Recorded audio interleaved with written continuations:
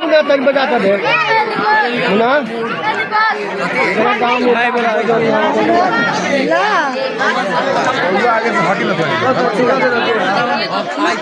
लोग आवे के रला खाते यही ना था